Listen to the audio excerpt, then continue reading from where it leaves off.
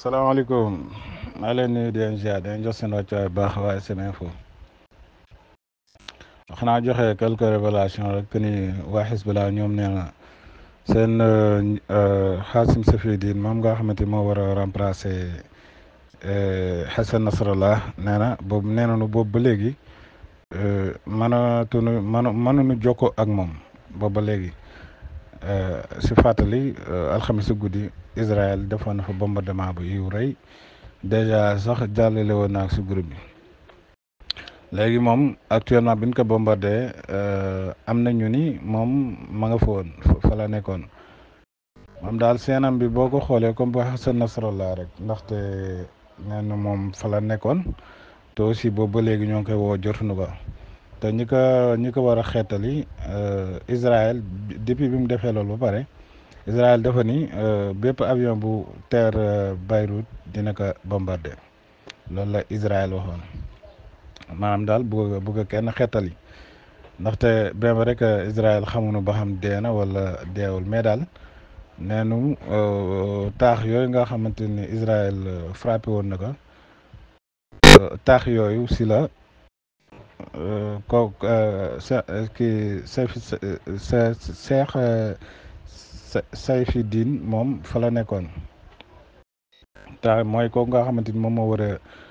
wuutu Hassan Nasrallah neen ma nga fa woon mais daal Israël moom dafa bañ maanaam ñi nga xamante ni ay Croix-Rouge ak yooyu dindi ya fa nekk pour xool ba xam dee na wala deewul Israël daal moom nangu ba ne daal ku fa nekk ne dana la bombardé maanaam ku fa avion bu fa wàcc soo xam ne Croix-Rouge ak mënta doon dina la bombardé léegi si Israël ñoom waa Hezbollah doona xam le ni Israël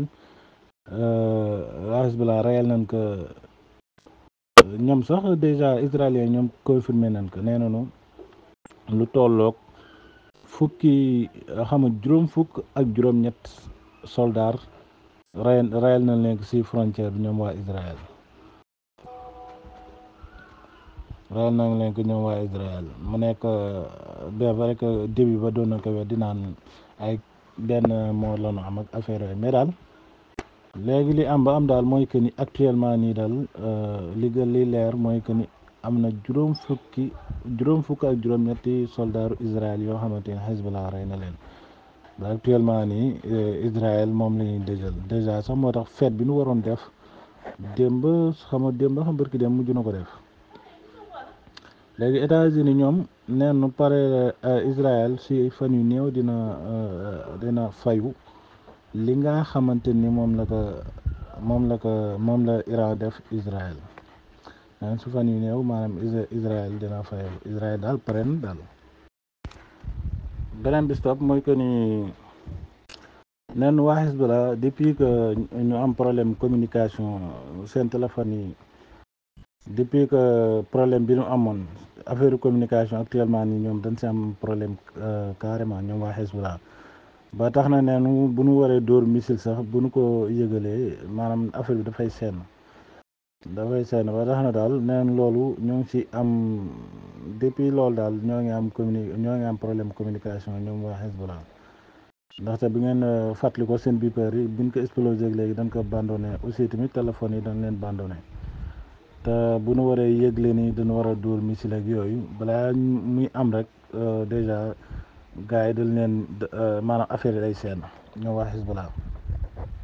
aussi tamit si côté Israël ñoom neen nu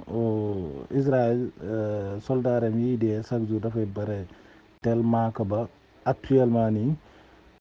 bare na ñoo xamante ni seen mbokk day dee sax te duñ leen ko yëgal ndax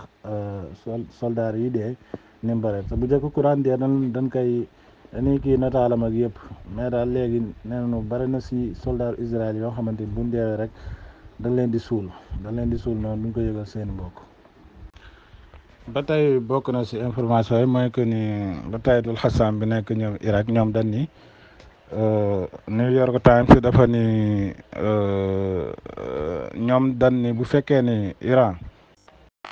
Israël dafa frappé Iran teenu pétrole Iran yi ñoom li njëkk a def maanaam mooy ñoom tamit dañuy frappé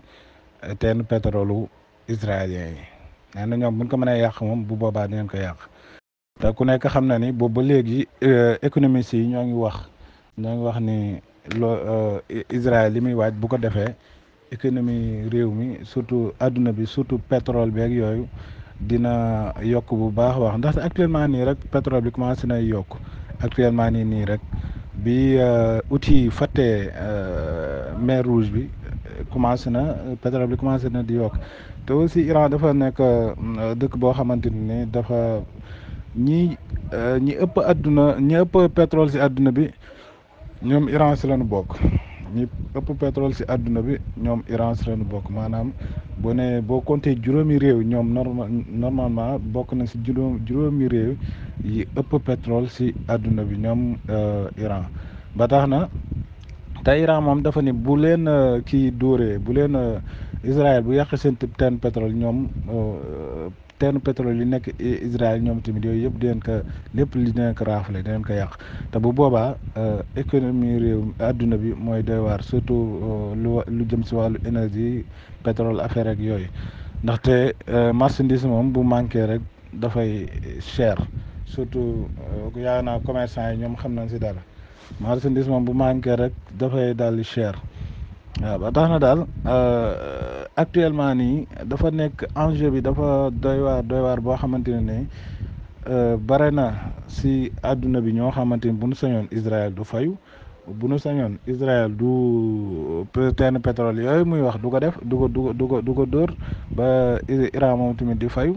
ndaxte loolu pétrole dafa nekk loo xamante ne nii dafa surtout dollar bi dafa yokku si moom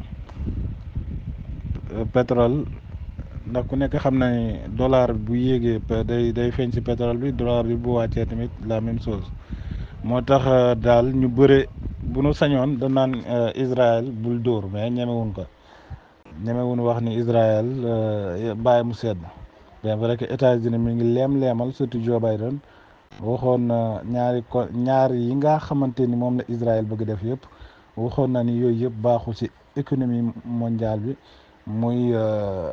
teenu pétrole yi mu war a dóor ak centrale nucléaire yi mu bëgg a yàq yooyu yëpp waxoon na ni maanaam daal lu dangereux lay doon ci àdduna bi. après bokk na ci information yi mooy que ni frontière wu Liban ak Israël daal waa Israël boobu ba léegi ñoo ngi bëgg a dugg depuis le premier ba léegi ñoo ngi bëgg a dugg mënuñu dugg saa yu nu duggee gars yi rey leen ba tax na soldaaru israéliens yi ñoom dañ ni ñoom kenn du leen aar bu ni def song kenn du leen aar ba tax na te loolu baaxu si ñoom ñaan kenn du leen aar maanaam dañu duggoon ak seen saar gars yi bombardé leen ñu daw xam nga li nu bëgg a wax mooy que ni comme gars yi bombardement gars yi bu leen di bombardé dañ leen war a aar comme di leen intercepter missile yeeg yooyu waaye daal soldaaru israéliens yi kenn du leen aar ba tax na image yi ngeen di gis ni saar yi dañ doon dugg bi ñuy dugg nag ci la leen gars yi bombardé ñu daw wàcc fa saar yi en tout cas boobu ba léegi daal ñoo ngi bëgg a dugg biir Liban mais daal ku dugg ñu rey la mais ñi ñoom dañu daw ba tey bokk na ci information yi moom Donald Trump dañ ko laaj ci déclaration bi nga xamante ni moom la Joe Biden def mooy que ni Joe Biden moom dafa waxoon ni Israël bu demee bay bombardé na moytu centrale nucléaire mais Trump moom dafa ni Joe Biden dafa waroon wax ni maanaam ci ngànnaay bon yooyu moom la Israël wala njëkkee mais Israël ñoom seen bopp ñoom dañu wax ni maanaam ngànnaay bon yooyu Iran am dafa nekk loo xam lu leen rëcc la ndaxte Iran fi mu ko def maanaam si bi ay bunker yu sore si la ko Iran defaree te pour nga jot fa problème lay doon problème bu rëy lay doon te boo gisee moo tax ñoom occidentaux yi yàgg na ni wax ni Iran am na bombe nucléaire boo gisee ak jamono jin toll nii Iran malgré que sanction yi ñu ko teg depuis fanweeri at mu nekk ak moom mu nekk ak sanction yooyu ba tey mu àgg fi mu àgg dem ba tey mu am bombe nucléaire bu bare nañu ko respecté loolu moom moo tax maanaam pétrole bi mu yor ak bombe nucléaire bi ndaxte ku nekk xam na ni Corée du Nord li tax gars yi jox ko respect maanaam daal dëgg la du ñu jëndanteeg yow mais daal sañu nu ko laal ginnaaw yàlla bombe nucléaire yi mu yor moom moo tax ak bombe yeneen yu yéem yi mu yor moom Corée du Nord moo tax kenn maanaam États-Unis dalu si kawam moo ak ay alliés waaye bu ko amul woon ba léegi dal na si kaw Corée du Nord léegi Iran moom noonu la fa demee Iran bombe nucléaire am bi mu yor ak pétrole am bi moom la ko gars yi rusee looloo tax Iran bi mu xamee ni fii ku fi yorul nucléaire kenn du la respecté moom si la profito def le tout ba am nucléaire booy xool bare na pays yoo xamante ne nii dañ ko waxul rek waaye bu nu sañoon am bombe nucléaire muy ay Turquie gi yëpp ñoo ngi si mais si suuf lañ koy def ñoom waa Turquie. xam naa fi ñu koy jeexalee rek mooy que ni Benjamin Netanyahu moom dafa déclaré ne aéroport yi nga xamante ni moo nekk Abu Dhabi ak yi nekk Émirats yëpp maanaam jox nañ leen ko heure bu ñu ko bëggee utiliser maanaam mën nañ ko utiliser si bu ñu bëggee bombarder Yemen wala beneen réew mu mënti doon ñoom waa Émirats ak Abu Dhabi te bu ngeen fàttali ko fan yi paase rek Masoud Pezeshkian bi mu fa demee doon na wax lu mel noonu ba ñoom ñu assuré que ni seen espace aérien duñ ko bàyyi Israël di ko utiliser pour bombarder Iran mais daal si waxu Benjamin Netanyahu daal mooy que ni gouvernement yi nekk foofu yëpp jox na leen ndigal que ni heure bu nu bëggee soxla seen aéroport yooyu mën nañ ko utiliser waaw ndaxte ku nekk xam na ni ay Émirats wala Abu Dhabi mooy gën a jege tey bu nu bëggee bombarder Yemen wala affaire yooyu loolu wax nee na daal aussi tamit lim si kenn xamulay naqaral waaye daal nee na Benjamin Netanyahu daal nee na gouvernement yooyu nee na lépp loo xamante ni soxla nañ ko si guerre bi ñoom réew yooyu pare nañ pour jox leen ko moo tax Moyen-Orient bi pour Israël daan du doon lu yomb ndaxte dafa bare ay yahut bare na dëkku naar yoo xamante ñu si bare ay yahut lañ moo tax ñuy jàppale Israël nii moo tax guerre bi daal mi ngi noonu am na ñoo xamante ni dañuy màtt def waaye li ñuy wax dara lañ ci gëm te Moyen-Orient bi xam naa bu fekkoon ne nekkul la fa Iran dafa samp kuréelam yooyu di Hezbollah ak Houthi ak organisation kii bi nekk biir Irak kon boobu ba léegi kenn Israël li mu bëgg foofu kon boobu ba léegi daal si gàttal yooyu bu fa nekk loon boobu ba léegi kon foofu nooy na nepp li ñuy wax naa nooy na nepp mais ginnaaw yàlla Iran ak résistance yi nekk côté yooyu moom moo tax foofu mënul nooy si Israël xam naa foofu laa leen di tàggoo di leen wax ni peut-être guddi di leen jaaraat wala bu na amee temps rek. xam naa fi ñu koy jeexalee rek mooy que ni Benjamin Netanyahu moom dafa déclaré ne aéroport yi nga xamante ni moo nekk Abu Dhabi ak yi nekk Émirats yëpp maanaam jox nañ leen ko heure bu ñu ko bëggee utiliser maanaam mën nañ ko utiliser si bu ñu bëggee bombarder Yemen wala beneen réew mu mënti doon ñoom waa Émirats ak Abu Dhabi te bu ngeen fàttali ko fan yi paase rek Masoud Pezeshkian bi mu fa demee doon na wax lu mel noonu ba ñoom ñu assuré que ni seen espace aérien duñ ko bàyyi Israël di ko utiliser pour bombarder Iran mais daal si waxu Benjamin Netanyahu daal mooy que ni gouvernement yi nekk foofu yëpp jox na leen ndigal que ni heure bu nu bëggee soxla seen aéroport yooyu mën nañ ko utiliser waaw ndaxte ku nekk xam na ni ay Émirats wala Abu Dhabi mooy gën a jege tey bu nu bëggee bombarder Yemen wala affaire yooyu loolu wax nee na daal aussi tamit lim si kenn xamulay naqaral waaye daal nee na Benyamin Netanyahu daal nee na gouvernement yooyu nee na lépp loo xamante ni soxla nañ ko ci guerre bi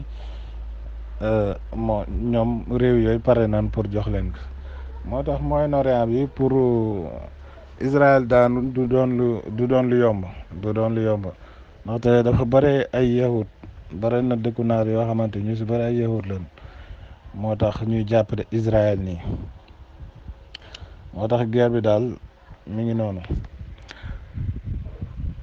am na ñoo xamante ni dañuy màtt def waaye li ñuy wax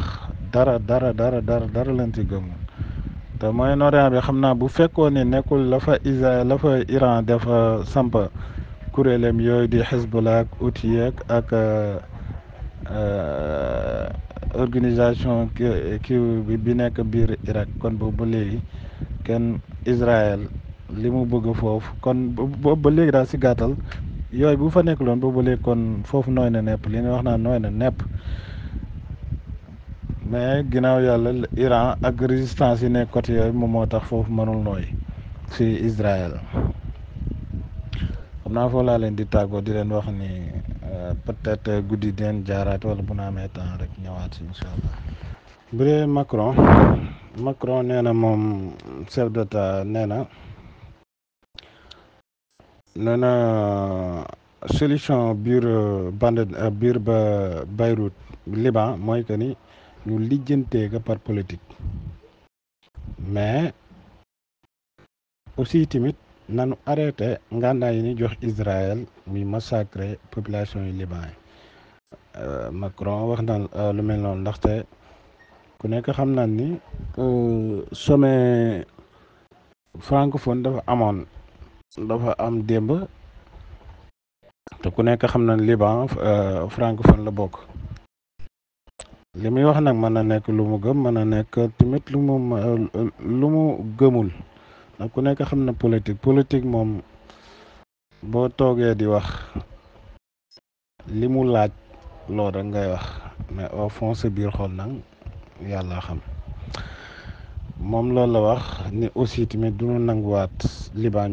ñu koy soppi Gaza di sacrifier ña fa nekk mais avec nag comme ni nga ko waxee France moom am na intérêt biir Liban